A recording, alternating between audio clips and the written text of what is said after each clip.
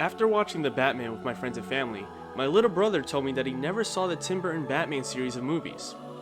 And I'm including Batman Forever in this list of Tim Burton Batman movies, as it was produced by Tim Burton even though he didn't direct it. Needless to say, we've scheduled Friday night to watch all of those Batman films. When thinking about those films, I began to wonder, what were those Batman movies trying to tell us? What was the message? And how can we use those lessons to achieve our goals?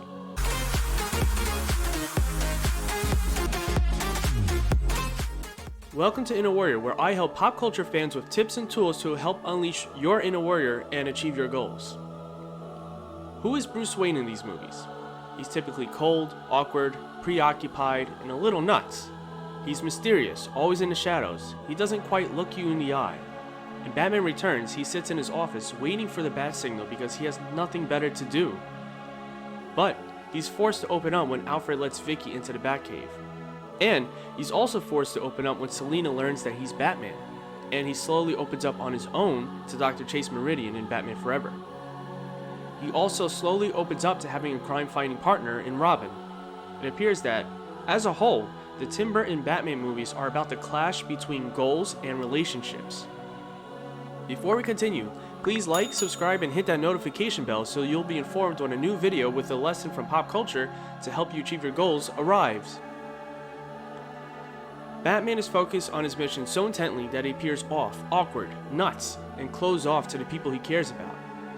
Batman Forever tackles this head-on when Batman is forced to choose between saving Robin, the representation of his focus on being Batman, and saving Dr. Chase Meridian, representing his chance of living a healthy life as Bruce Wayne. Sometimes, we fall into this trap of being so focused on our mission, our goal, that we neglect the rest of our relationships. Batman's focus in these movies is akin to the toxic hustle culture we see in today's day and age.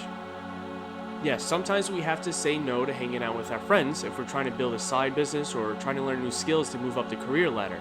But we must also set boundaries to our goals and how much time we spend on them. You can be burned out with relentless hustling, and you can become too lackadaisical by spending too much time with friends and family. Bruce couldn't keep Vicki because of his relentless focus on being Batman, and Batman couldn't keep Catwoman because of Catwoman's relentless focus on revenge. Both relationships suffered due to a lack of balance between their goals and being present in their connections with one another. Do relationships hurt our goals though? Would Batman having a steady relationship jeopardize his mission? A study in the Journal of Vocational Behavior by ETH Zurich in Switzerland and the Arctic University of Norway states, as hypothesized, our path analysis showed that relationship closeness facilitated career goal attainment through shared career goals and an increase in the available shared pool of resources. Our findings indicate that romantic relationships can facilitate career goal attainment and that partners' goal coordination is a relevant boundary condition of this process.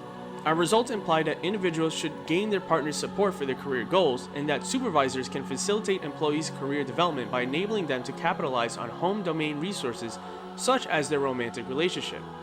What this means is that Batman would actually be able to better achieve his goals by coordinating his goals with others.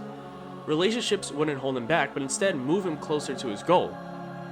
We can see Batman finally getting to this realization in Batman Forever, where, funny enough, both his life as Batman and as Bruce Wayne are represented by relationships. The goal of living a normal life as Bruce Wayne, represented by his girlfriend, Dr. Chase Meridian, and his goal of being Batman, represented with his crime-fighting partner, Robin. Balance is the key word here. Balance between our goals and experiencing life in our various social relationships. Batman chooses both Bruce Wayne and Batman at the end of Batman Forever. After saving both Robin and Dr. Chase Meridian, he states, I had to save them both. I'm both Bruce Wayne and Batman, not because I have to be, now, because I choose to be. It was this moment that Batman learned that he wasn't forced to choose one over the other, but he chose to be both.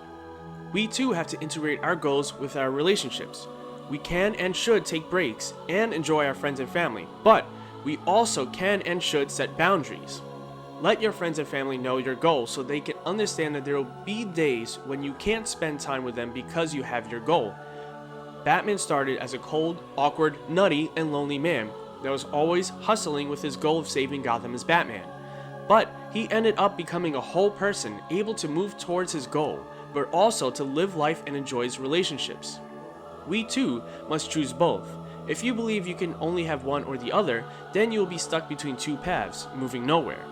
But integrated as one, we can live our lives to the fullest with friends and family, and also move towards our professional or life goals. What was your favorite Tim Burton Batman movie? Let me know in the comments below. Also, click here if you want to learn how to gain a mentor like Batman to upgrade your skills, or click here if you want to see what lessons we can learn from the new movie The Batman by Matt Reeves.